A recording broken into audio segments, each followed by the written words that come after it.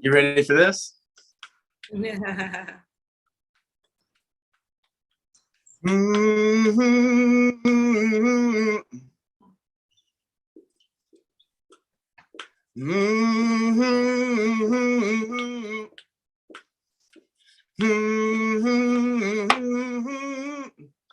You ready, Mary? Yeah. Let's do it. Okay, where is it? I'm trying to get on here. Okay, I guess that's fine. Hi. No, that's not good because then I can't see you. Wait, go back. There we are. Hi, everyone. It's trying to, hi, everyone. You know, we don't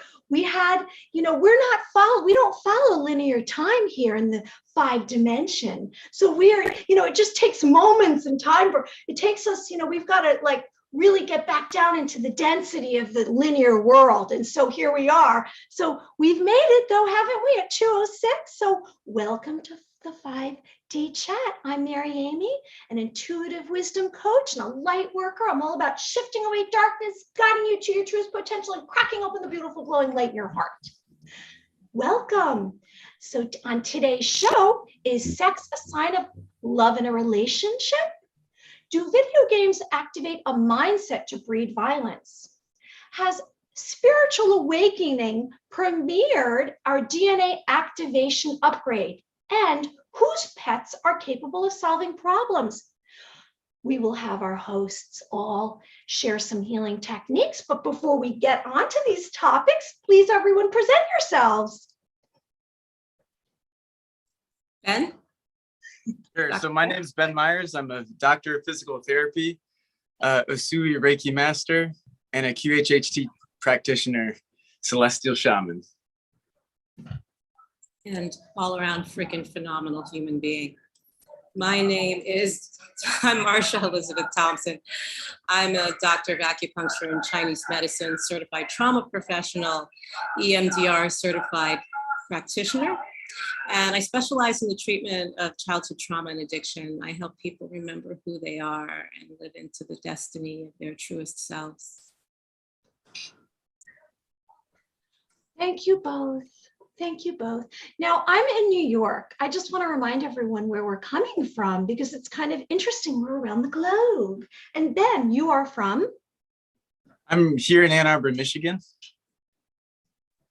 Oh, you're in Ann Arbor. That's one of my favorite places in the US. I love Ann Arbor.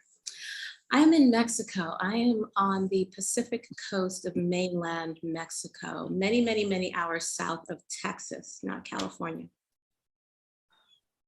What's the weather like there? Oh, it's perfect every day. Every Every day. Thank you so much for that. Oh Gotta my bring gosh. some over here. Oh my gosh. Well, honestly, it's one of the reasons, like one of the fundamental reasons I moved here, because Mary and I used to live right near each other, and weather in the northeastern United States was causing me to become progressively sadder with seasonal affective disorder. And it was truly, honestly draining my life energy out of me. Every year I felt myself growing a little bit colder. And there's an aphorism in Chinese medicine, the older, the colder. In other words, the closer to death. And I felt myself dying a little bit every year. My light was dimming from all the damp and the darkness. It's like, I'm solar powered. I need to live somewhere. It's part of my vision where it's warm all year long by the water. And now I live about 3/4 of a mile from the beach. And the weather's perfect every day. Vision and action. Well, So- I've seen definitely, I've seen your transformation and you're evolving from your time of arriving there. And I can say that, I think you're like a flower that's blossomed and, you're just, I think you're more at peace and you're just seem more content. That's from my observation. And you have a lot more smiles. You're smiling a lot more. Yeah. Affirmative. What was that? What was that? That affirmative. You got the glow. Sun, man. It's the sun and being by the ocean, and life is so much easier here. Life is a lot softer here. I eat a lot more natural foods because like, really this is one of those places, one of the things that a lot of the locals say is that you don't ever have to worry about going hungry here because you can just walk down the road and pick something off the tree. Everything here is just so clean and so good. It's good. Mm. I Mm. have to visit you one day. Come and visit. Come and visit. Both of you come I need visit. to have this experience, and you know, it's things are changing quickly. I would like to share one thing before we get on to our first topic, that I do this live YouTube at, I've been doing it 11 every day for like 4 months now, maybe. And I always say, guide you to your destiny. So I both want to share with you, and I haven't shared this with anyone, like it's going to make me cry, that my destiny was to do this. So this was like a really big thing. And so and so I didn't, I always say, let's quantum leap to our destiny. So in this moment, we let out a breath, we have patience, we have no doubt that we can get there. And so you visualize it with all your senses and you bring joy to your heart, if it brings joy to your heart. And so I said, quantum leap is a sudden burst of change, a quick transition. And so I kept saying, and I kept visualizing, and literally I was saying that and doing that for about 6 weeks. And then this came together. You guys were my destiny. This was my destiny. So you guys were part of my destiny. Sorry about that. Get it? I just threw a lot at you right there, didn't I? We're grateful, Mary Amy. We're grateful. Aww. We're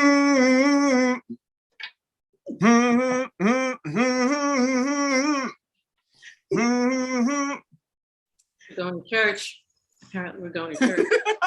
Did you say we're going to church? Is that what she said? Church. Yeah, he just broke out the Baptist preacher. See, yeah. I've got my altar here. We're ready. We're all set. Okay, so let's get right to it. Friends and family, light beings. So, it's human biology to engage in sex for pleasure. Partners sharing the physical intimacy of touching bodies touching. Love is healthy for our well-being by sharing emotional and spiritual affection with each other. Is sex a sign of love in a relationship? My favorite answer always, it depends. It depends. And in homage to the Buddhists, it interdepends. It depends on the consciousness of each partner involved, what desire. The first noble truth of Buddhism is that there is suffering. The second noble truth of Buddhism is that the desire is the root of all suffering. So it's about what we desire. What do we want for ourselves? What do we want in partnership with the person or persons with whom we are engaging in the moment? The clearest, simplest answer I can offer is that it really does depend on the consciousness of each individual involved. So for some, yes, for some, no, for some, have no idea. Wow, Marcia, that's such a beautiful answer. And I so like it depends, because I think from what I've seen in my experiences that many people, they try to live within the black and white, and it's all gray. It's saturations of both yin and yang in different concentrates. So I come from a position of an alchemist, a magician, maybe even, for example, Tantra to a degree, such that I'd say that love might be seen just through the eyes, through the face, the expression, and it would be the gateway to the heart. And just simple gestures for that, through not only being seen and heard, spoken to, in the dynamics, all those is almost like this love cocktail, putting it in a love bank.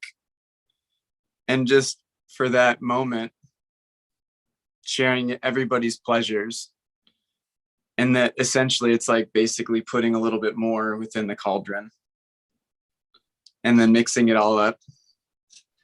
Three little birds on the doorstep, singing the song.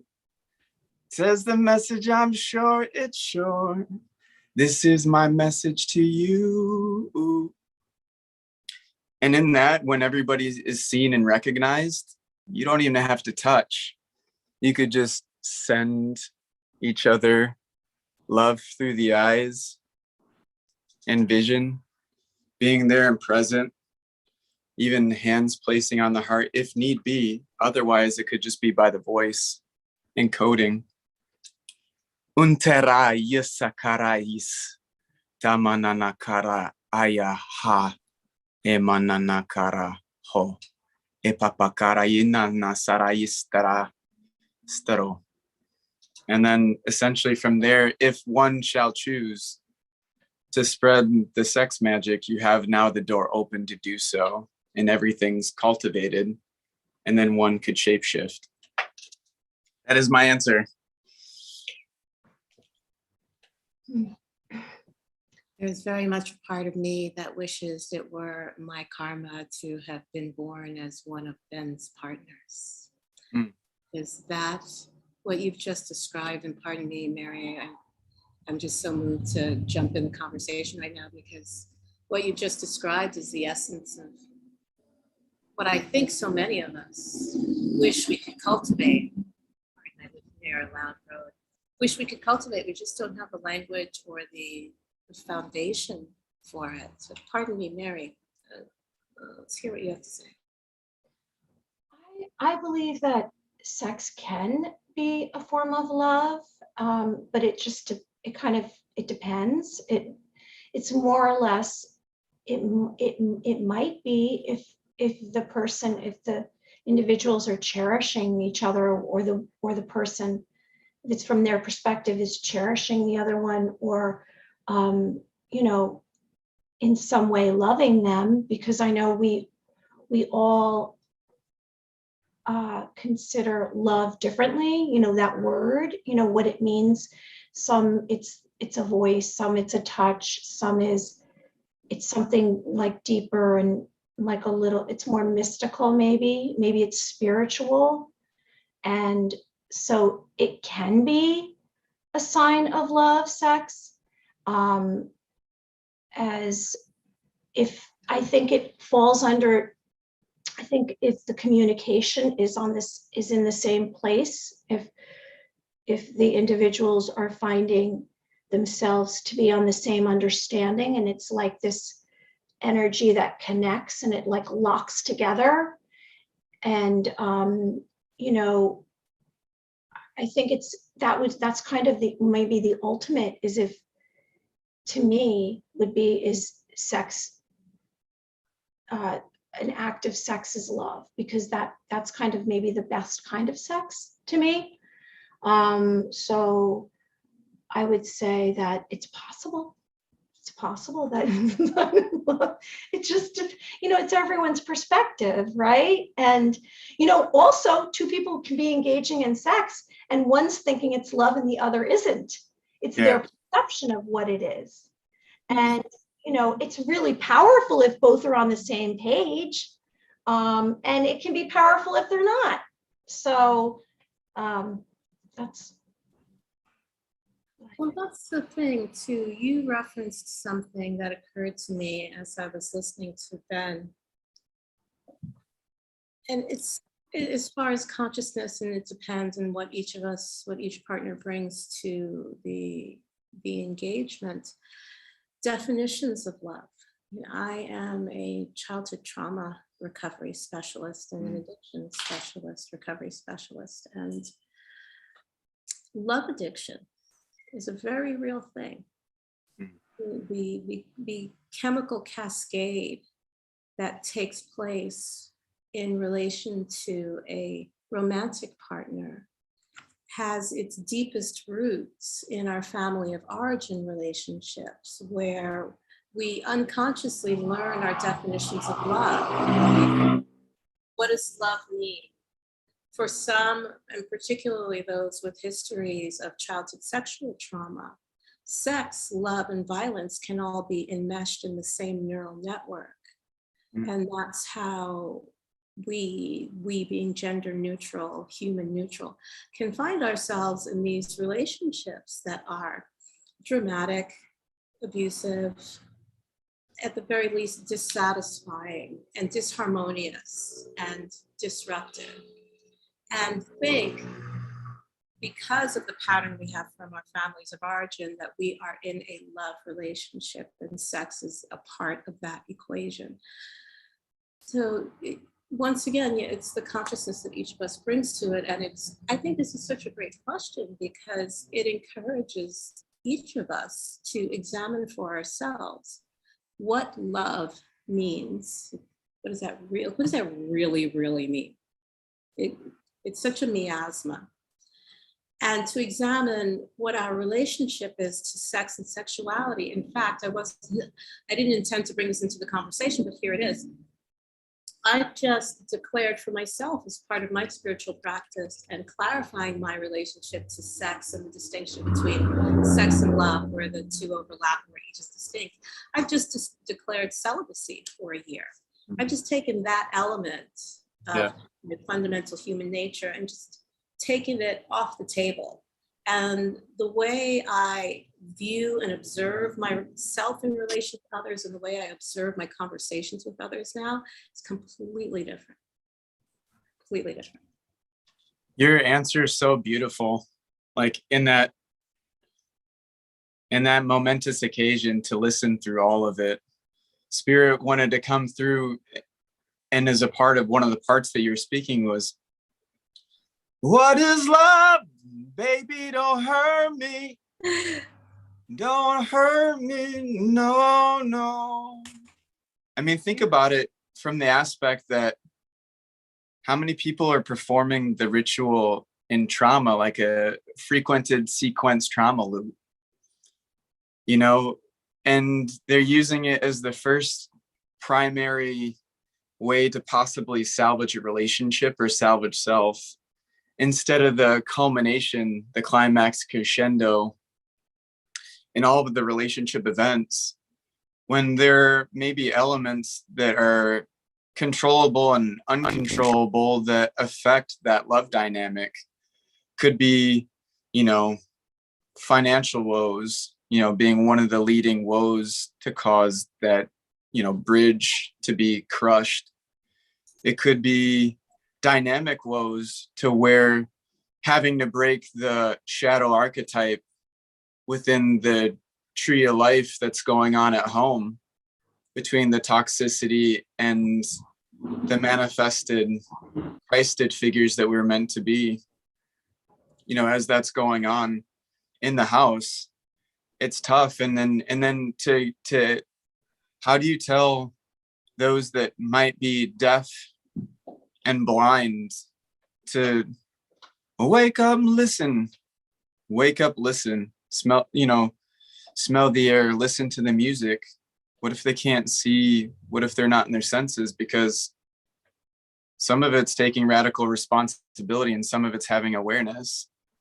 And then the last part that wanted to come through is to once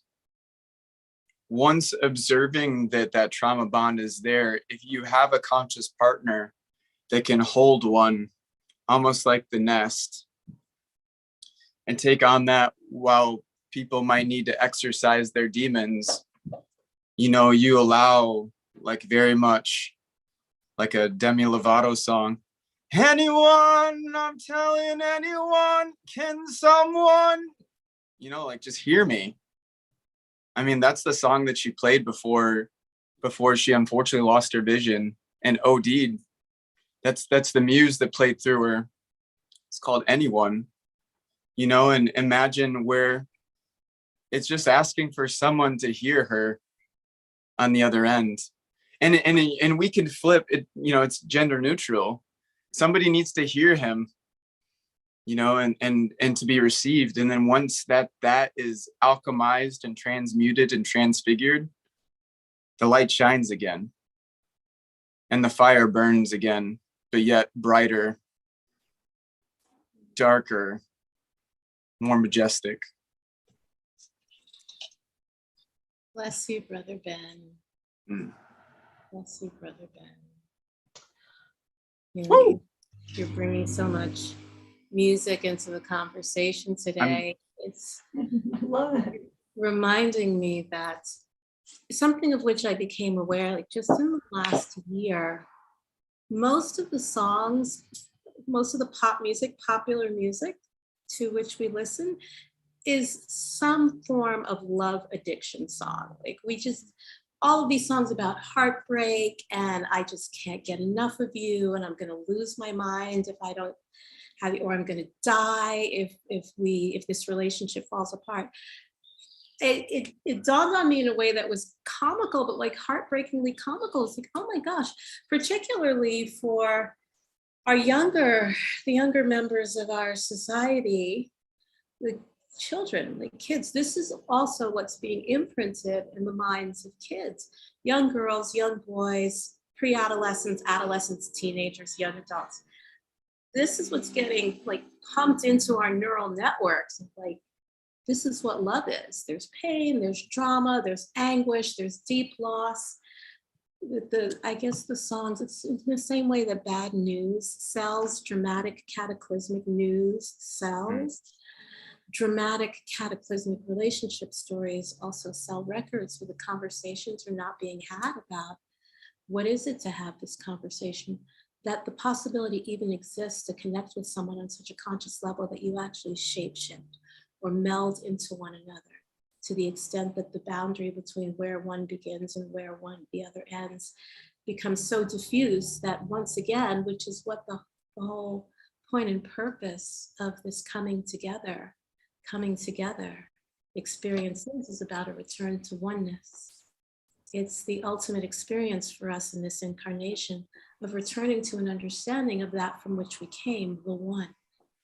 And there's a saying in Chinese medicine, it comes from Taoism first, but the one created the two created the three, and then the three created the 10,000 things. 10,000 is essentially a number that suggests infinity in Taoism and Chinese medicine, but everything is about returning to the one.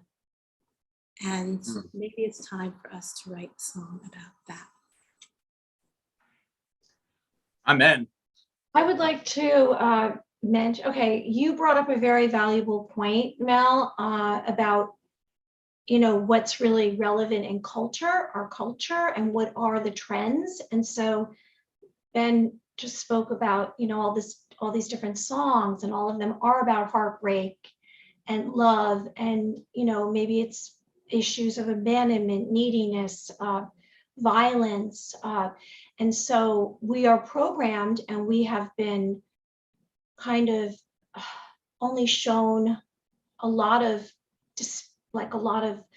I guess, I shouldn't say neediness, a lot of need, a lot of not having, a lot of being kind of suffering and struggle and some torture, and I think that comes through in what we listen to and what we hear, and whether it's in films or in the entertainment world, in the culture, and whatever trends are going on. And I think that kind of, which came first? Were people feeling those things, or were we shoved that? Was that shoved into our face? And what is acceptable, and what has been acceptable until now? And I sense that, we're turning into, this is going to be the golden age. It's the age of Aquarius, and there's more light coming onto the earth, and we're healing and repairing. We're to who we originally were, and we're these beings of light, and it's coming through. And if you say the word sex, it can have a lot of different connotations, right? It's a different perception for everyone, and that just depends on so much of their characteristics, their personality, how they think, how they were raised. And so to actually say that two people are going to have the same conscious awareness of exactly what that word sex and love means is is probably rare. And, I believe that, a lot of these very sad songs, a lot of this very, it sounds like, oh, it makes you like an artist. It makes you, because I've been an artist, I've been struggling. And that's because I had a lot of trauma. I had stuff happen to me. And so I don't want that to be the next thing. Our words are like, they're affirmations, they're like spells. We have to be careful with what we say and what we entertain, because then we're just bringing it into the next generation or out onto this physical platform that we live in, this physical realm. And so I kind of want there to be more, we don't need to have healing songs. We just have to have songs about glory and love and like purity. And we have to raise it to the 432 hertz instead of the 440 hertz. And just have listen constantly in the background when we go into an elevator or on the background of our television or in films. Just DNA repairing sounds, not stuff that's causing more friction within us. And then we are turning maybe into violence or negativity, which brings me on to the next subject, if I can go into that. I was going to say, Marcia, do you want to move on or do you want to keep rolling with where we're at? Do you want to say something? No, I was actually about to encourage Mary. You said we want to keep rolling with where we're at. I almost started singing Rolling Like a River, like Proud Mary. I was like, let's keep rolling, because I have a feeling this may be one of those confluence conversations where we can refer back to our first subject and then keep going forward. What are your thoughts? Where are you with things, Ben? I was going to say, Mike, MJ really wants to come through, but I can tell him to hold on at the moment. But he just said, just listen to my music, because I infused it with both spectrums. Good. Tell him that it's human nature. Yeah. Why? So he'll be here if we want to tune in, but we can move on. Well, the reason why I can kind of segue into that was because my intensity of what has been programmed into us is kind of what the next subject is related to, which is we're going to get on to, it's about children, it's about kids, it's about boys. And so reported in 2021, the video game industry was at $85 billion, which is 80% of adolescent boys, with 2.5 billion users in 2020, 2.5 billion. Known as electronic interactive computer games, on average cost $70 per game. So the pros of playing video games have been stated kind of in the gray matter in the brain, which increases muscle control, memory, perception, sensory, and decision making. Pros. Now the negatives are they show poor school performance, depression, prefer isolation, low self-esteem, anxiety, addiction to high heartbeat, and labeled by International Classification of Diseases, there's such thing as gaming disorder for teenage boys. So are video games activating a mindset to breed violence or desensitize kids? I'd say that's just the thought process in this question is beautiful, and it definitely correlates with the last topic, especially for me being a 90s kid and playing games with my brother. I logged a ton of hours. I definitely see the argument for the negative aspects. I do see positives too, but I feel my sense is that it kind of either splices or injects different components to the human psyche, such that when I say splice, rather than breed violence, it might desensitize from humanity. I could be playing Call of Duty, and now all of a sudden, what's my KD ratio? What's my kills, ratio? And how many deaths do I have? I'd be desensitized to say, okay, it's fine. Grand Theft Auto, where I can go rob, I can go rob an old woman, or I can kill somebody else. I could steal a car. Those things that are desensitizing to the acts that are not lawful and they're not just. And because I feel like this is definitely a soapbox, it breeds the higher beta wavelengths that from the Hertz capacity probably increases the amount of gray matter within the brain, such that, you know, the astrocytes, the star cells, and the oligodendrites, those things in like glioblastoma or you know, other cancers could be such that maybe what increases the concentration of that or allows for mutation is that there's desensitization, there's not flow, there's rigidity in thought, and you're not getting coherence between many hemispheres of the brain. I think that's probably where I'll stop with that idea. And Marcia, I know you got something to add. Let's do it to it. Do it to it. You're one of my favorite people ever now. I'm just so enamored of you. I'm just so enamored of you. Well, my brother Ben brings up some very, very good points that speak to the whole, quite brilliant, frankly, that speak to the whole like, premise of this conversation, 5D chat. One of the things that, well, before I get to dovetailing off what Ben has brought into the discussion, I'd like to drop this and then circle back around to Ben, because my own considerations of things. There are 2 games that I play on my phone, 2 word games.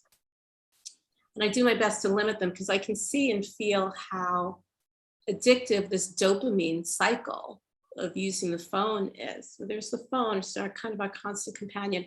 And then there are actual, like, I'm not, frankly, full disclosure, I'm not even familiar with the gaming systems these days, being an 80s kid myself and kind of just having left that aside to stick my face in a book.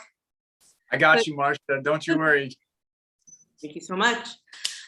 But what I have observed when I had a practice in the US and I was doing a lot of house calls, I would observe children, like preteens and adolescents and adults, playing video games, and the ways in which our consciousness is infused, kind of sucked into this virtual world, always gave me a little bit of cause for concern, because our primary purpose here, according to the ancient teachings, is self-realization. It's awakening consciousness, awakening to the clarity of who and what we are.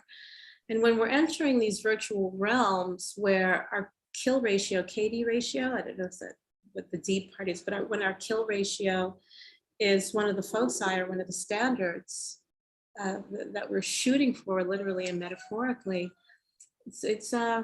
it always gives me pause. It always makes me wonder where we're headed with respect to VR technology.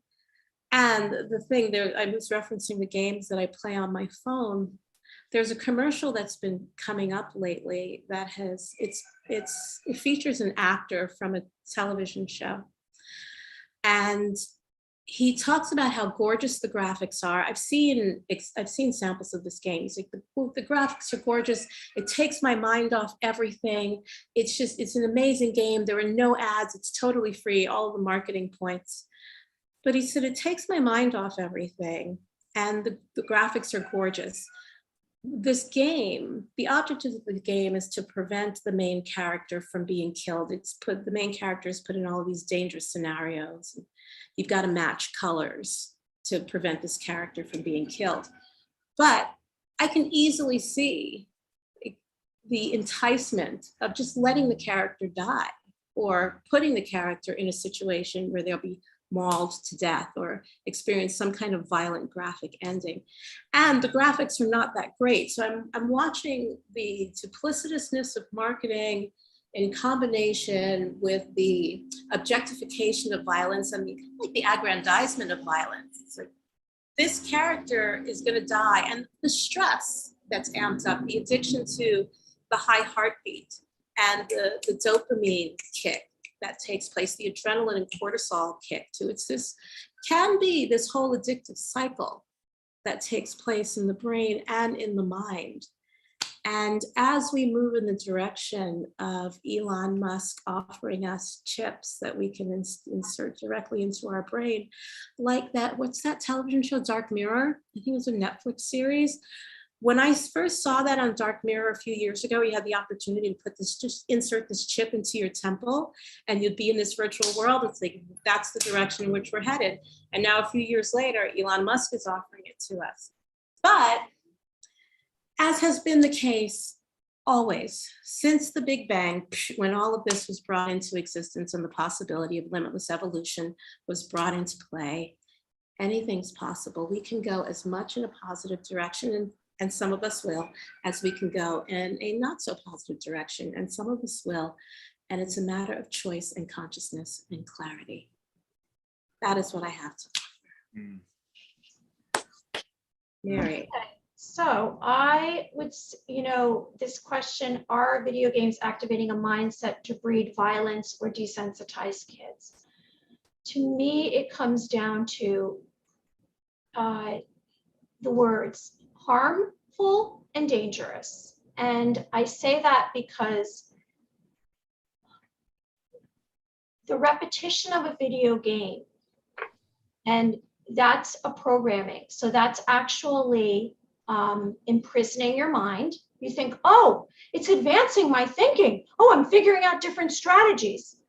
But that's very you're limiting yourself right there, because that's a machine's only has so many strategies, and then you're trying to outwit the machine. But the repetition of it, and what is the repetition of? So the repetition is of, violence. You've named some of these games and what the, the word kill. And so, I think it's taking away, I believe it was Ben and probably Dr. Marcia said, it's taking away the essence of humanity, maybe. And to me, there's 2 points I want to make. One is, yesterday I took a walk, and I was having a rough day yesterday morning. And so I took this long walk in the rain, and I had no technology with me, because I think the phone is just really a way of every systems out there keeping track of us.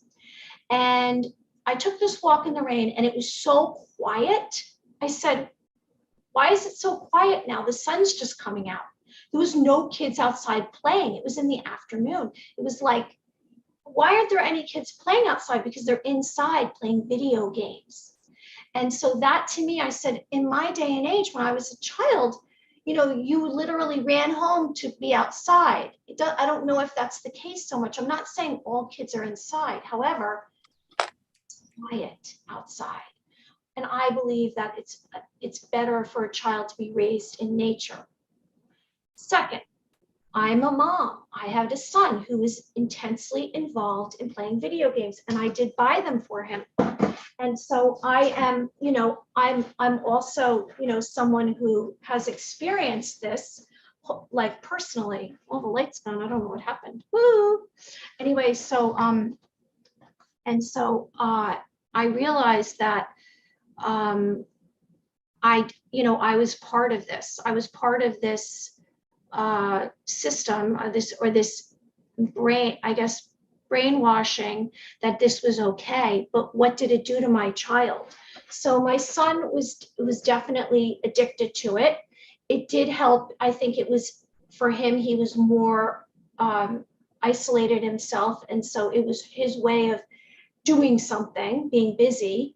But I think that it definitely probably scarred him and harmed him to play video games. That's what I have to say. So beautiful. So beautiful, Mary. Go ahead, Marcia. You're beautiful. Oh. So we're all beautiful. I'm appreciating all of the beautifuls that are coming from the Ben corner today. So I wanted to reciprocate and let some bounce off me and back to you. So thank you. Much appreciated. Thanks so much. Dr. Marcia. This is something that's near and dear to my heart because my daughter's getting ready to be 10 months soon, and if we're at the table and she sees the phones, she's glued. It's these lit beings are magnetically oriented, and it's, no different than the magnetics. You have positive, negative, negative, positive. You have the attractions, all the things to create spins around magnetically, longitudinally, electrically. But she knows. She can see it already. It's intuitive. And not only that, the designer that made these nanotechnologically black rectangular cubes that we have now been indoctrinated in are projecting. If somebody wants to see, well, where does this come from? Oh yeah, this guy, Steve Jobs and the rest of Apple and whatnot, and Elon Musk, they do their thing. Remember that we're all the vehicles here. What is the spirit that comes through the inventor? Can you trust them? Can you trust them? Can you trust them? And I don't say it 3 times for naught. That even in Ann Arbor, there is a rotational black cube here on the university's site. And, I'm getting a little technological stuff. I'm glitching.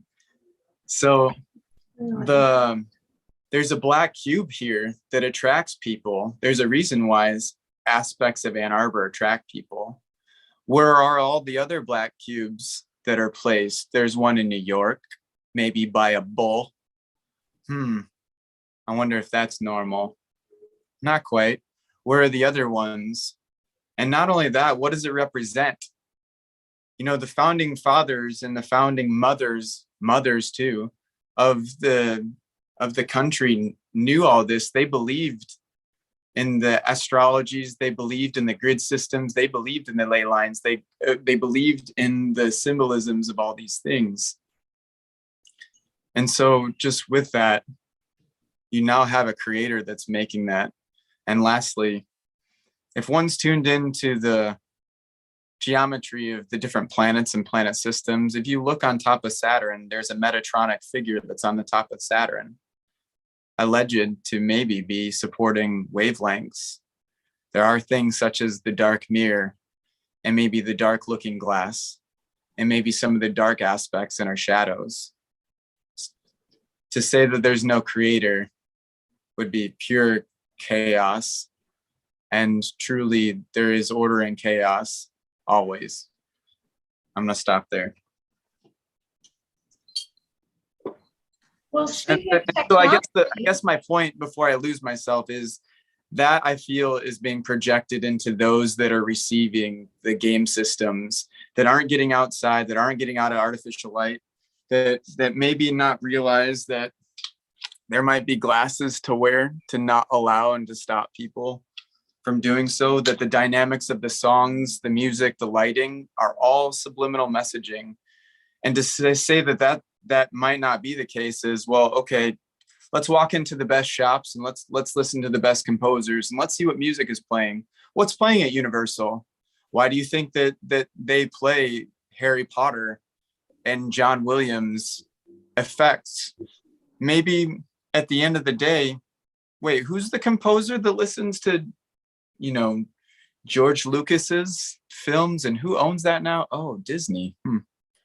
There are muses and there are spirits that obviously are with us all. And I'd just rather be conscious than unconscious, sleeping. Amen. Mm-hmm. Yeah. Amen. There's I don't know if you guys can sense some fire, but there's some fire that's coming there. Yep. Bring it. Leave my kids alone. We're here for all of it. yeah, definitely leave the kids alone. Yeah, there's been talk of artificial intelligence. I think, Mary, you made mention of it. And, Shazbot, I've just lost my thought. It'll come back. Oh, yes, I'm looking at it right now, that the The pros of playing video games are an increase in brain matter, muscle control, memory, perception, sensory, and decision-making. Did we lose Ben? I'm here. Oh, okay. I just didn't see. Right. Like, she froze. She said to it. Well, all of a sudden I only see two people. Okay, yeah, but I was thinking about that. You know what else does that? Football. I don't know what happened with my leg. It's like all of a sudden I picked up my puppy dog, put Elsa up here, which one of our conversations is going to be about pets, and all of a sudden is it dark? Where is it? My eyes, or is everything? You're darker. You're darker. I wonder what happened. It's weird, right? Yeah. We all need night and day. I don't know Day what and night. That's better. Well, you know, the light is shifted also, so that can change. That's what it is? Picks you up. Yeah. Yeah. How dark it is? Nice observation, Marcia. The light outside your window has shifted a lot, so it's very likely. You know what it is? It's brighter behind you than it was before. So it might be that the camera is picking up the background as opposed to the foreground. I don't know what's going on. It's just very strange. It's like woo-hoo-hoo. We are in an elliptical orbit. It just You keeps know what I getting would love for us to talk about one day? I would love for us to talk about flat Earth theory. Oh, followers and flat Earth. Just saying. Flat and hollow Earth. How about that? Yeah, that's better. That's See, look, for a second one. I'm just going to be in the dark. I'm in the dark. I can't see. We all. It's fine though. I have no idea why. No worries. The light shifted. I know the light shifted. So, but anyway, I'm here. Yep. So let's get on to awakening and consciousness. Okay. And so higher consciousness awakening, previously marginal whispers about life-altering ascension symptoms. As of late, it's showing up in popular videos and conversations on YouTube and social media apps about the 5D dimension, the fifth dimension. Headaches, body tingling, ringing in the ears, hot flashes, nausea, lucid dreams, sound sensitivity, and headaches. Are we undergoing a planetary shift of our 98% of junk DNA sequences to light body activation? Get it, Dr. Marcia. I really want to hear what you have to say, because you're in the corner, you're waiting for the bell to ring. So head on in, man. We're putting you in first. All right. Thank you. Appreciate that. Yeah. And thanks for seeing me. Damn.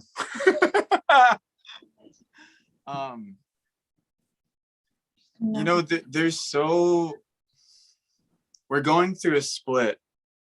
And when we see something and we think it's something astrologically speaking that's causing the split, it's actually simpler than that.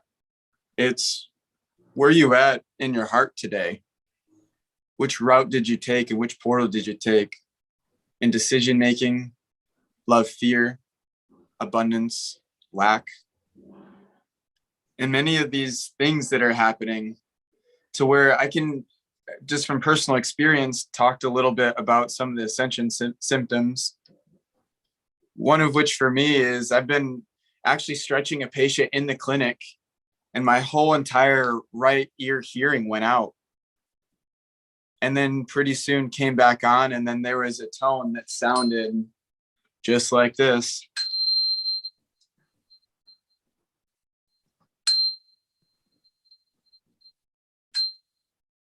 That's the angels speaking to you.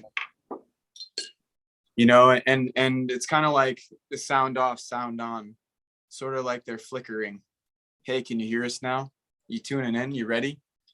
In the right, in the present, in the right, tied to the divine, the divinity of the masculine. In the left, the past, the divinity of the feminine. Or like you're on the mic. Yo, right, listen, check, mic 1 2 1 2, check it. Coming on down for departure. you're getting the receptivity. We're about to fly this jet, we're about to land it, is that it's coming in your left ear, and the receiving. Maybe what's the feedback loop? Roger that, copy that, we're gonna get ready for landing. You know, are we listening truly? The vision, the eyesight, having a friend that what the current medical society might deem having eye issues, but it's a third eye activation, ESP activation, visual activation, opening the crown chakra, the purple ray, you know, moving into the different rays from the, you know, blue indigo to the saturation, the gradient changes to the deliverance of the crown, the purple ray, the corona. And so maybe it's to eradicate something, a parasite, if I have to use a different word. So I just see that these symptoms is that maybe not all places will have the right mindset or about how to approach this conundrum. And I'm going to just say this as a physical therapist and as a doctor within Western medicine, trained to go ahead and to differentiate and refer patients to the medical community. I'm not saying don't go to your doctor, but I'm saying you have a little bit more power in your care, that you can have one foot in each world, and where one is working with the other to make sure that you're okay, that you don't have a tumor, that you don't have something else, so you can get scanning, you know, done, performed. And I'm going to probably end here pretty soon, because I think there's so much to this question, is to remember that words, like you said, Mary Amy, is that words are powerful in spells. Is it always the case that the doctors, when they get ready to tell you that you have cancer, are ready to breed, you'll come back, this is a return story, that you haven't lost your fight? Or is it fear? Because I'm going to tell you what, the fighter that's in fear is going to get knocked out. So never to forget that and where you're planted. And to always keep your feet moving, keep your heart moving, keep your crown on at all times. And if you need help, guess what? You have two providers right here on camera that can discern. I mean, I'm probably going to stop this, but like, I've had to give a friend CPR before and she passed. Like, I've seen a lot of stuff, and I know, I'm sure Dr. Marcia, that you've seen a hell of a lot too. And Mary Amy, you've probably had also your experiences over the course of your entire life, Akash fragment chapter of your infinite soul. You have everything to offer up too.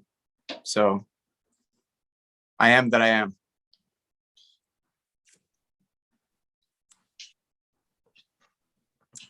Oh, you are Sure. heard.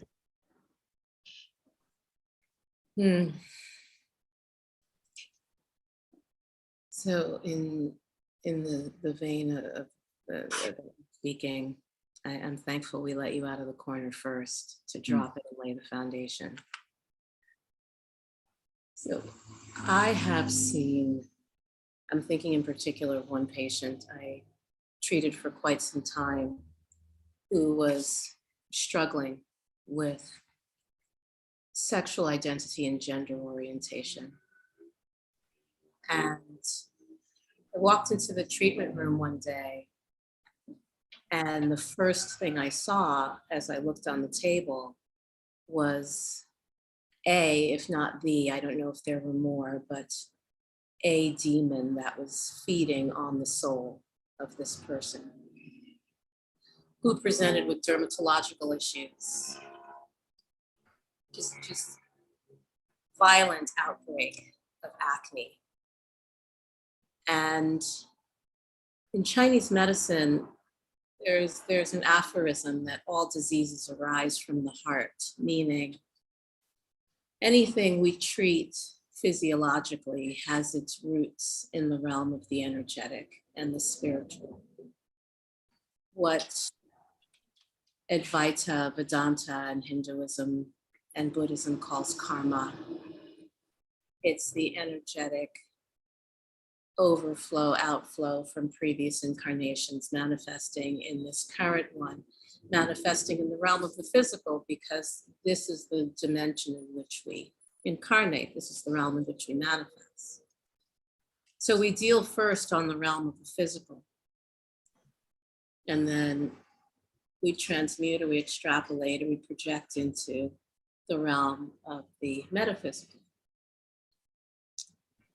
And what I am being reminded of and getting from our brother Ben's contribution is to remember, as clinicians and as practitioners and as what people refer to us as healers. You're the only one who ever heals yourself. We are the messengers, we are the facilitators, we are the guides, we are the mirrors. That as clinicians, to remember not first to pathologize the presentation, to not just look for what's wrong, because our patients, the people who come to us, present us with what's wrong. I'm having this problem, which may not necessarily be a problem. Perhaps as defined by the ICD-10 and the DSM-5, it may appear or present as a psychological problem. I'm actually presenting to a class of social workers getting their master's degree, like master's degrees candidates at NYU this Friday morning. And my first question to them will be, what is mental health? Because there is this whole projected understanding and definition of mental health. It's actually mental disease. And what is the mind actually when we talk about mental health? It's, for us as clinicians, it's to remember to keep the living spirit alive and active in our work with other incarnates, other human beings who are here having this karmic experience. And these symptoms, because ringing in the ears is tinnitus. It's a problem, it's a pathology, it's something that needs to be fixed, it's something that needs to be resolved, it's something that needs to be eliminated. And I'll close here. I'm working on my first book. It's actually probably like my 15th book, but this is the one that I'm actually completing. But I'm in the process of completing my first book, and it's a 4-step process on complete recovery from childhood trauma and addiction rooted in Eastern philosophical traditions. Step number 1 is to pay attention, to witness yourself, to reawaken what Hinduism refers to as the witness, or the God force within us, the creative force of the universe that observes, witnesses, guides, and speaks to us. We as practitioners serve that role, to pay gentle attention and to help you as the person we're serving remember and reawaken to the paying attention to yourself. I will leave it there. Beautiful. I'm gonna turn this off and on. See if that, Estará y estarás. I'm just trying to, before I speak, I want to try to do this quick. I didn't want to interrupt you, and it doesn't make a difference. I don't know what's going on, but you know, it's fine. It's a little better.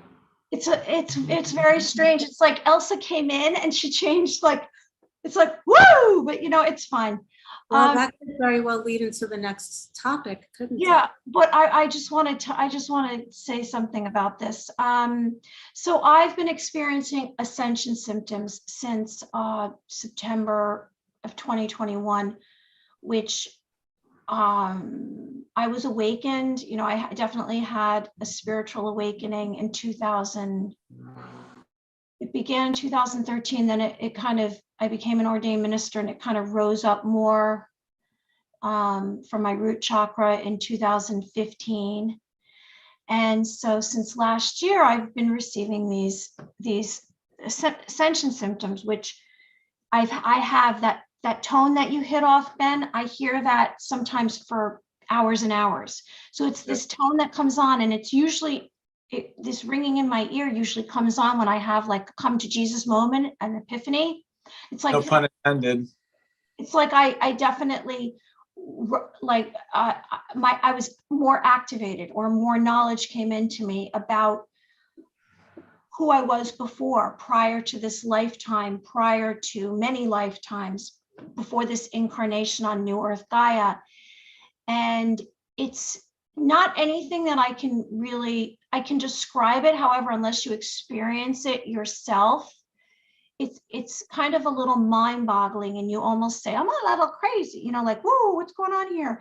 Because it's physical, I've changed my eating patterns, or not even my patterns, but what my body can sustain. Like I can't really have a lot of artificial, any ingredients, I have just natural, and it's not like, oh, I'm going on this dietary restriction. It's been forced upon me. It's not by choice. I was a chip lover. I loved ginger ale.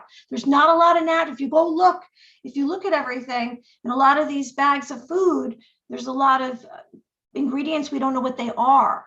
And so my body cannot withstand it anymore. And so what happens? I have a reaction. Some of it's like severe allergic reaction. Some of it is pain in my body somewhere. Some of it's digestive issues. Some of it's like literally, you're in the bathroom all the time. And so for me, yes, there is this awakening that's coming on. It's been coming for a long time. And this is my perception. Now, maybe at the same time I'm transforming. So that's my perception, that everything's transforming, because I'm gaining insight. I'm having self-realization. And maybe this conversation I'm having with you is just purely in my mind right now. Maybe it's not even really existing except inside of me. But we're just going to go with that. I believe my perception is that right now we're having this conversation with Dr. Marcia and Ben, and we're talking about higher consciousness awakening. I sense that we are in a period that through many vortexes on this earth and portals, we have been receiving, and we're receiving more aid from divine energies. And then this is actually came and has been coming to deal with all the turmoil that's been on this earth, with negativity, dark forces, demons. Dr. Marcia mentioned this acne, and there was a demon feeding off. And whatever they have been doing to us on this earth, these dark forces, it's on its way out. And that is because we are empowering ourselves. We are coming to a realization. And to me, it's almost as though the dark energies were trying to push us into complete and utter enslavement forever. And when they did that, people popped open and went, oh, like they came out of an egg, like, oh my goodness, what's this? And so it awakened people. Now, there's also obviously the spiritual awakening, the Kundalini awakening, and that such thing. And to me, I sense that maybe Dr. Marcia's always been awakened. So she did not have to go through what I went through, because she was always awakened.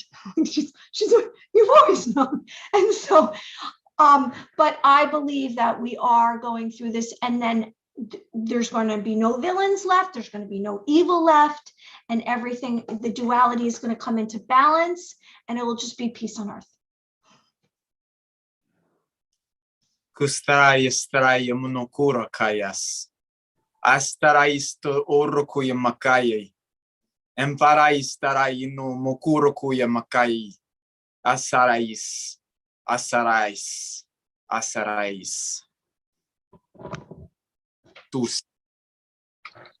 You're so right. And what people are wondering, they're waiting for the event. Welcome to the Grand Illusion. Come on in and see what's happening. Pay a ticket. I mean, it's kind of like Dennis DeYoung's, show. It's a song. To where, has anybody have thought that there might be a correlation between the Great Solar Flash and the return of Yeshua Sananda back to the world? What would that be like? Astarais. Hasta ahí estarás. Hasta ahí estarás. Listen. Escucha. Listen. Escucha. Escucha. Escucha. Estarás.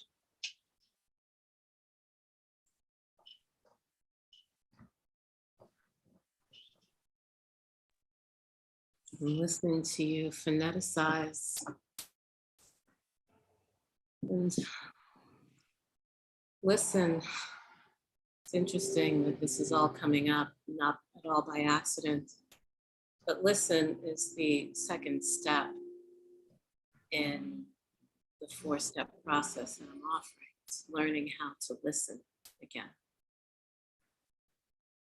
to quiet oneself enough to hear the original voice and to hear the guides that are always here and always offered to us. I remember as a child having constant ringing in my ears. And I thought, upon reflection in my later years, they were dissociation symptoms. But I remember some of the other abilities that were available to me when I was a child that got muted, that are now reawakening. Because I went to sleep, I had to put myself to sleep for at least the earlier years and then remained asleep, and I'm reawakening now. And once again, over the last few months, my ears have started ringing again. My vision is changing, things are transforming. So yes, listen, vibration, frequency. We are vibrational beings. Messages come through as vibrations.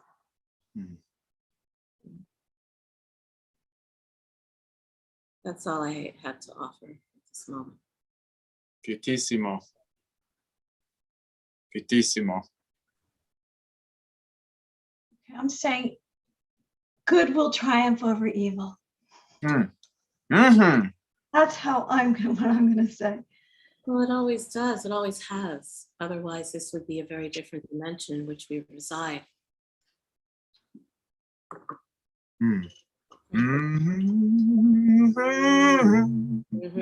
Did you see when the Lord gets ready, you gotta move?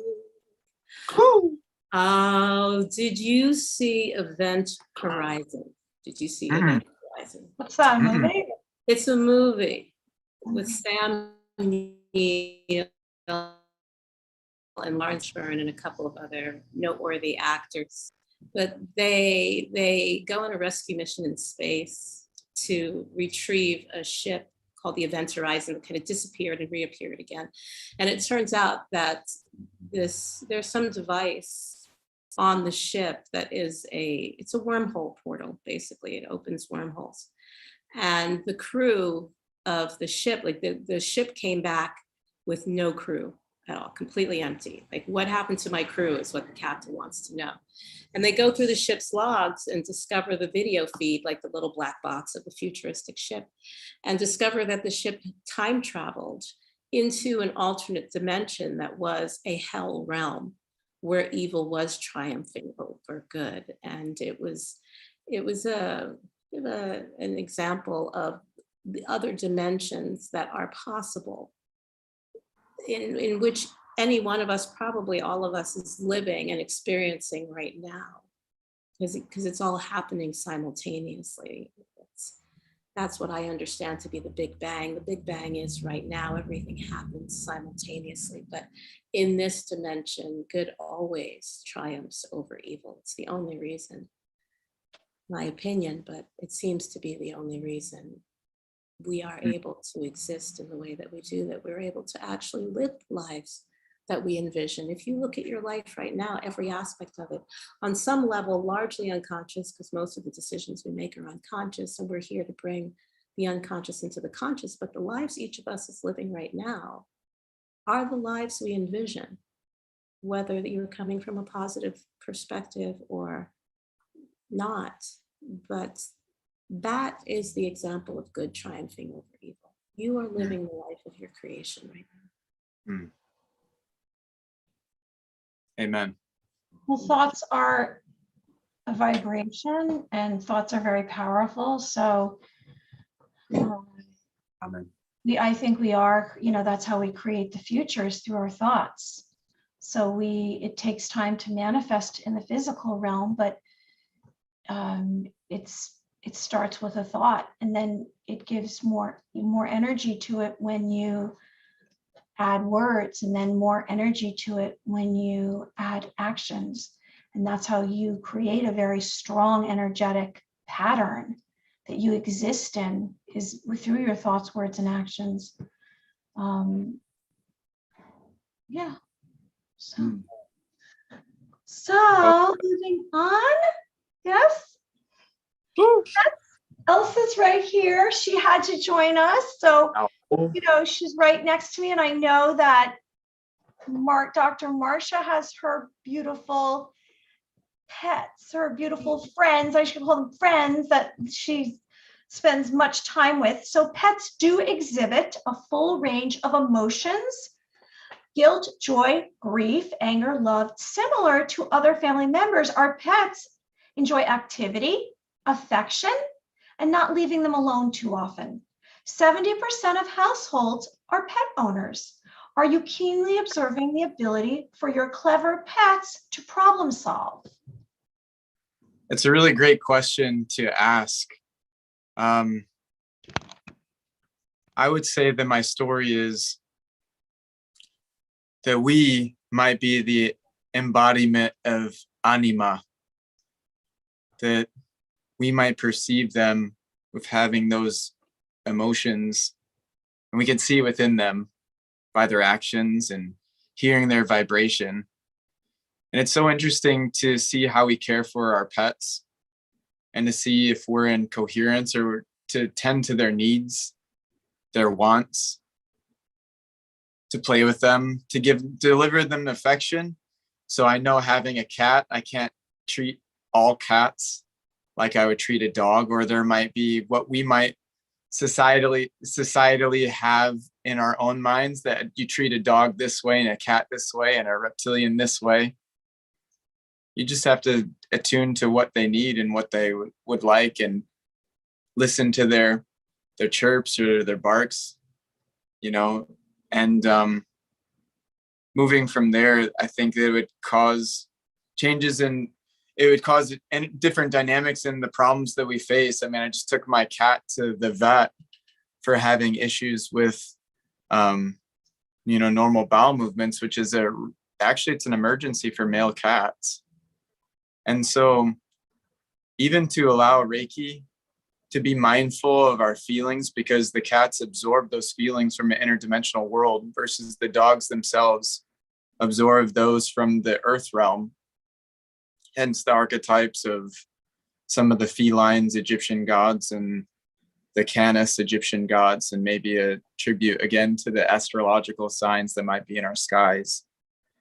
That it would be important to remember to deliver energetically an offering to them, perform Reiki to them, to deliver their food in a way that we would give thanks and gratitude.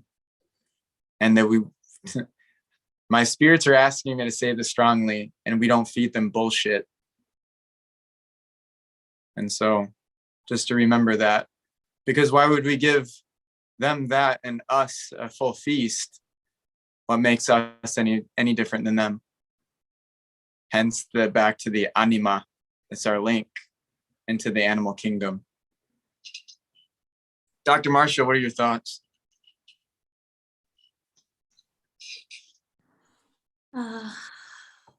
Great gratitude for you and your contribution and your perspective on things, and how you're able to allow spirit to come through.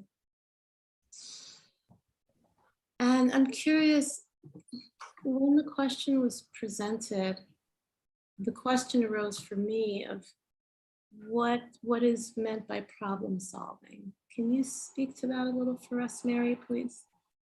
Well, because the question really stemmed from the inability for some of those out there who don't treat their, them their pets as family members, and they don't realize that they actually have, just because they can't speak to us doesn't mean that they don't have the qualities and the characteristics of, a intelligent living being, creature. And so I was just basically putting out there, what were your ideas or beliefs about the intelligence of a creature and a living animal, like they are feeling and they are sensing a lot more than we realize. And I bring this up a lot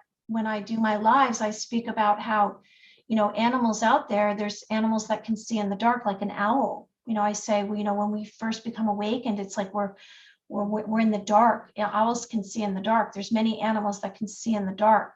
And so they're using senses that we don't use, and they actually sense, and whether it's sound or frequencies that we are actually receiving, but they are even more sensitive than us, and they are receiving it on a much higher level. And so that's where I came from with this question. Thank you. So, two things. I think the first I'm thinking of right now, there's a quote from Rumi, Sufi poet, that says, "There is a voice that does not use words. Listen." And with regard to our relationship with our other animal friends, because it's not like they're animals and we are not. In recognition of what Ben has shared, and in recognition of what my ballet teacher shares. I take a ballet class 3 times a week, and I take class with a teacher who's quite brilliant and is also a devout Buddhist. And that aspect of her life and her consciousness is very much a part, it's every bit a part of the way she teaches. And one is not separate from the other. One of the things she regularly tells us is to take yourself out of the conceptual, get out of your conceptual mind and return to your animal self. Be the animal, return to the animal, because it's when we return to the animal self, instinct comes to the fore. The natural intelligence of our body returns to us. We are less inclined, because we are paying attention, as Ben said, to how the foods we eat make us feel. And we're more conscious of the relationships that we have with animals, because while they don't verbally speak in the same way that we do, they do have their own verbal communication. They do have their own metaphysical communication, and they communicate with us very, very clearly. One has only, I think what might need to happen for the greater majority of us is that we need to be reminded and encouraged to step out of it's almost like a human animal imperialism, that we believe ourselves to be superior to animals. Yeah. We've been gifted with an opposable thumb. But when we look at the things of which animals are capable, that they can sense storms coming, they can feel earthquake vibrations before the earthquake the tectonic shift takes place. Where I live, we were supposed to have gotten a hurricane. Hurricanes usually pass right by us, thankfully. But there was a hurricane threat in the air over the weekend. And there was a day when my dog Ori just didn't eat. He eats very regularly, and I was worried. I was nervous about him, but it was the day that the hurricane was supposed to hit. He just didn't eat. And a couple of people had to reassure me, he's probably just preparing for the hurricane, so don't worry. Dogs do this. It's my first time having a dog. So I'm learning, and I'm learning him in particular. And I'll close with this. I I was blessed to have him come into my life through another family, not through a shelter where he was adopted. But the woman in the family who had him before said to me after I brought him into my life, she's like, yeah, after we gave him up, I got another dog, but it just wasn't the same. Like it wasn't Oreo. And she was surprised because clearly in her mind, the construct is that one dog is just like any other, but dogs, cats, and I absolutely fundamentally am right there with you, Ben, believe that cats hold the secrets to the universe, which is why if you look into a cat's eyes for any prolonged period of time, you may find yourself, this happens to me every single time, I find myself drawn into this, there's a magnetism, there's a depth. I believe that the consciousness of cats are portals to another dimension. They hold the secrets to the universe, and they're not giving them up. They have been entrusted with the secrets of the universe. If you look in a cat's eyes for too long and you start to get drawn in, they'll just break contact and they'll go on about their business. They're not giving up the secrets. You kind of have to earn your way in. I think you have to ascend your way in. But with my dog, it's like I'm learning him. I'm not just learning a dog. I'm learning this sentient being with whom I'm sharing my life, and the same with my cats. We are all unique individuals. There has never been another like you before in all of creation, and never again will there be one just like you. The same holds true for our animals. We're all having this unique experience of co-creation together. I will leave it there.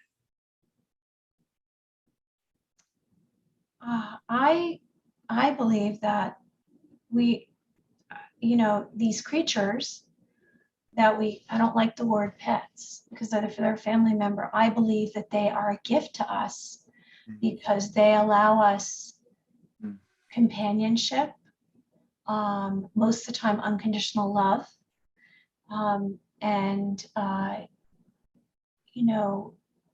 guess they have abilities that we are not really been privy to, where they are more in touch with their intuition and their instincts, and they are, I guess, accomplishing tasks without thinking about it too much. They're just intuitively doing it. And so for me, I agree with you, Mel, about the cats, because it's like when you look into most cats' eyes, if not all cats' eyes, it's almost as though they are so wise, and you wonder, what are they thinking? You know that they encompass some kind of secret that we don't know about, and I hope that you can explain more about the portal concept, because that intrigues me. Now in this moment? Or if you give us 30 seconds before we head on to our healing techniques, yes. I wish I could. What I can do is commit to coming back next time with some more. I could take an analogy if you want, Dr. Marcia. Please. So a few different references of thought to give this concept would be such that you notice the cat's eyes in light and dark. When the darkness increases, their eyes wide open. It's no different than the gray, what their eyes look like. It's to take in emotion, and it's taken an interdimensionality. And the gray, the being that is. Something like this has been described in Dolores Cannon's The Custodians in the Convoluted Universe series. And to go a little deeper into that, the interdimensionality would be is at spirit time, they absorb all that's around you and they travel with you. If you guys have ever seen Constantine with Keanu Reeves, in order to go into the hell realm, Keanu Reeves holds a cat with his feet in a water basin where he goes to the souls of the damned. It might be the same as such that they can travel with us. And within those thoughts is the not to forget your incarnation as the plant and your incarnation as the animal. And now your incarnation as the human animal, such that just think that when you pass the torch, you're delivering the future humans when they enter that density of cognition, the two-dimensional, the one-dimensional, the mineral, the rock, the plant. But we're all the dimensionalities of that consciousness. And again, like you're saying, to not have that imperialistic design, the thought, the hierarchy. And there was one more point that I was going to make.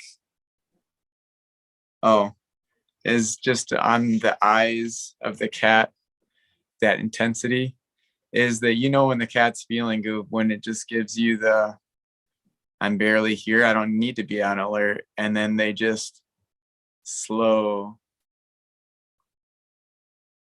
blink that you can connect with them. Or like the other one that I have, they make sounds. And you realize there's some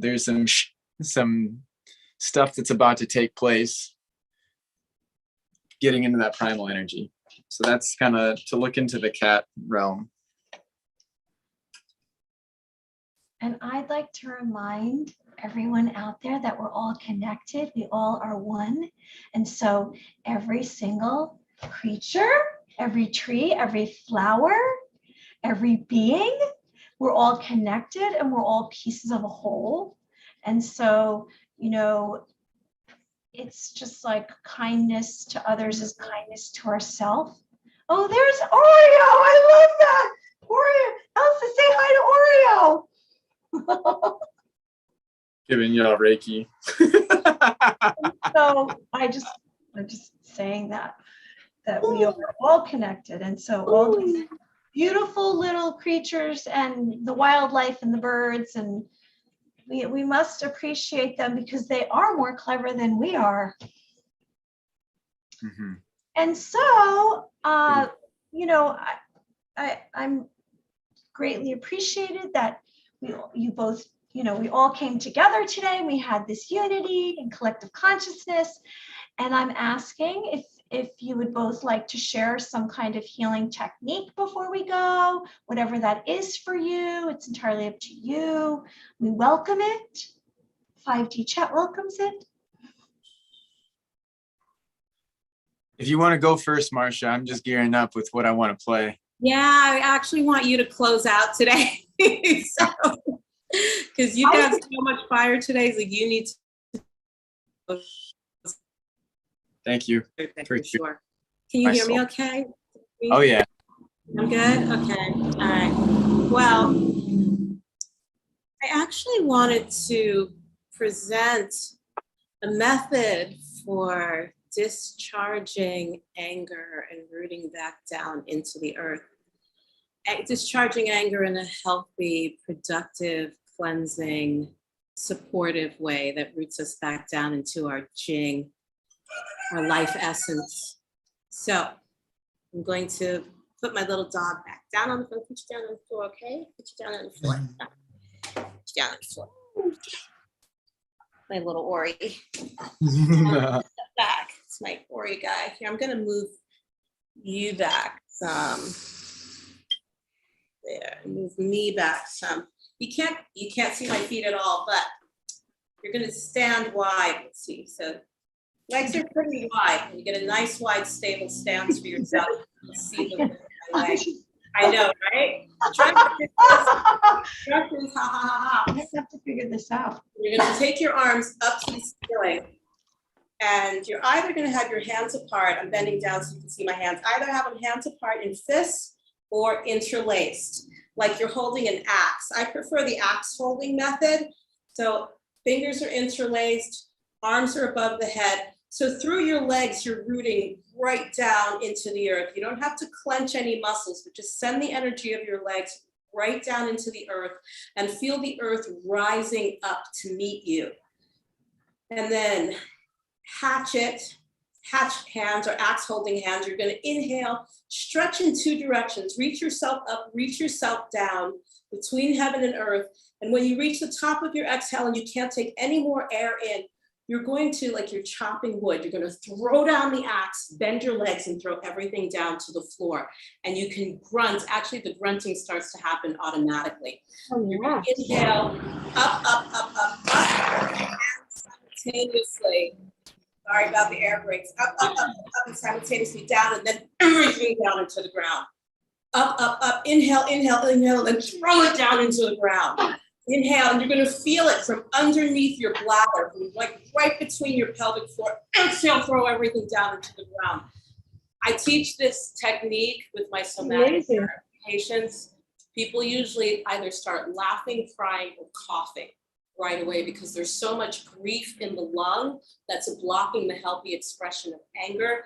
The liver and the lung are connected in the circadian rhythm as qi moves through the channels. Qi is supposed to leave the liver at the end of the circadian cycle and enter into the lung, and it can't because it's so blocked with grief. But doing this axe handle, hatchet anger throwing, Qigong exercise helps to move that Qi. You feel stronger, clearer, more rooted, and you have a healthy means of expressing your anger. I was doing this with a male patient the other day who's grieving the loss of his father.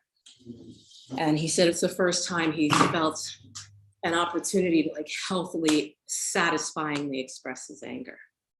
So I offer that. Ben. Wow, I love that. Up to you. I love that so much. I could feel my Thor want to come out. Bring him out, bring him out. Bring him out, man. It's so, bring him out. So rich. It's so empowering. Okay, you're on. I'm stepping back. I'm ready. I'm ready. Bring it. Anything you have to share before I get into song? Well, it's going to take 5 seconds. Is that okay? I just wanted to share with you that we have some comments on our live chat. Yeah. And then I just wanted to mention angels and then your song. So Angie Tillman, okay, so let's see. Angie Tillman says, hello, y'all. Shelley Hall says, hello. Joe Hollywood says, hi. There's an exciting change to this planet sometime between 11/7/2022 to 11/9/2022. Alien visitation is an open starting from then. Deanna says, a wave. Joe Hollywood says, maybe try cold tea instead of hot tea. Also eat things with eggs in them. And those are the comments that we have. That's interesting because my neighbor, the rooster, maybe we can talk about nutrition and eggs because Vedanta, Advaita Vedanta, the pre-Hindu system, encourages most of us not to eat eggs, and we can talk about that. That might be an interesting topic next time. Possibly. Love that. I'll be down. I'm game. Yeah. So I'm going to say thank you to everyone who's been here today. And, you know, I didn't get to it till just now to look at this because we were all speaking about our topics. So thank you, Angie, Shelley, Joe Hollywood, and Deanna for joining us today. And before Ben is going to share whatever he's going to share, I just want to bring up angels. I'm all about angels, and they're coming from the heavens to earth. They're here to protect humanity. They are made of light. They're immortal. They're non-gender. They come as messengers, protectors, and they guide us. And if you would like to have an angel come into your, I guess, presence, you just ask and they will come. And if your third eye is activated, maybe you'll view them in the angelic realm, as well as maybe they'll come through while you're sleeping in your dream state. And you know, they're there. They can serve as a way to warn you from danger. And maybe you'll feel a brush across your face, and it will be an angel, or a tingling on the top of your head, or you can just sense there's an angel presence. They are here from the heavens, and you know, they aid us to divine intervention, and they're here to love us and protect us. That's all I have to say. Thank you so much, Mary. Casarais, taras. All right, y'all. I'm gonna ask you to just close your eyes. Put one hand of your choice on your heart. Put the other hand of choice on your solar plexus, which would be right about here. Right where your belly button is. And I'm just gonna bring a little Horus to you. Ooh-wee, ooh-wee. And I'm gonna bring a little Benetron to you. Ooh-wee, ooh-wee. I just want you to take deep breaths. I'm gonna give you my song. For those ears, let them hear. For the ears, let them hear.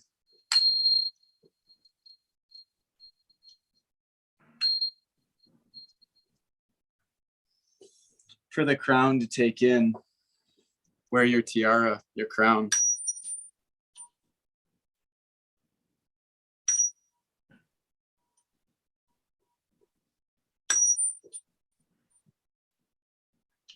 And for your heart to feel, let it feel be.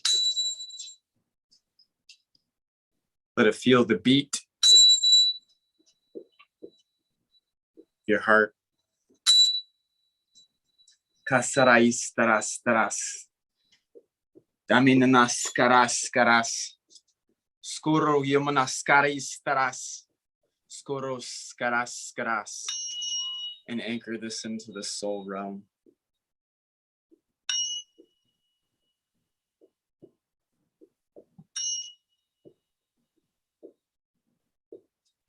And this is what Michael wants to sing, as well as some of the muses too.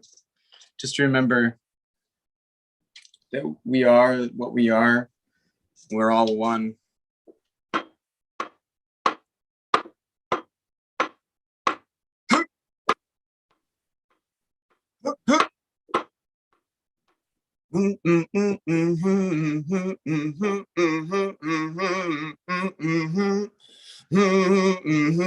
All I really want to say is they don't really care about us.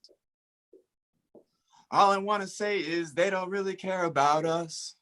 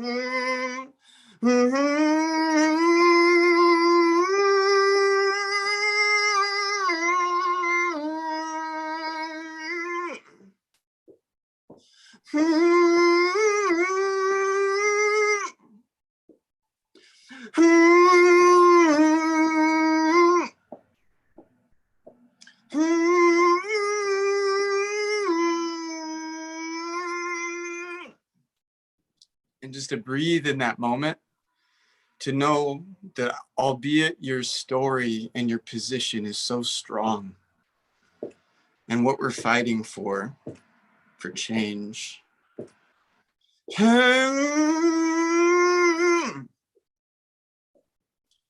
That we're fighting for change. We're fighting for change. You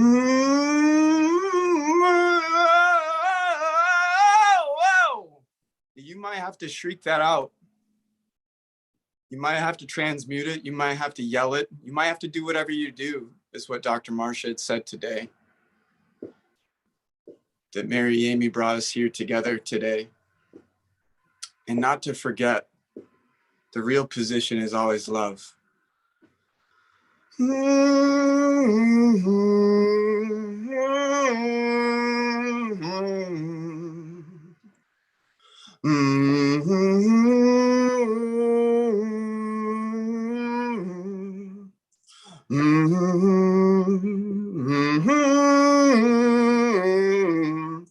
Oh,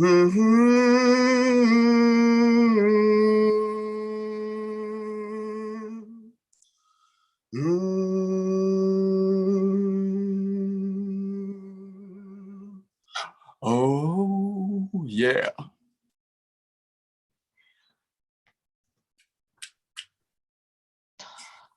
That was so balancing and grounding, and I got emotional. It was lovely. Thank you so much. I'm so grateful. I'm so grateful to both of you, and I hope everyone who's been here today with us and anyone who's watching this after we we're off. I hope you like the video and subscribe to the channel, and we have more episodes to come. It's pretty exciting, and we're just going to keep ascending together in the 5D chat. And I'm just thank you, Dr. Marcia and Ben. Do you have anything to say before we go today? Namaste. Namaste. Beautiful. I hope you all enjoyed the show. Thank you. Come back again. Thank you.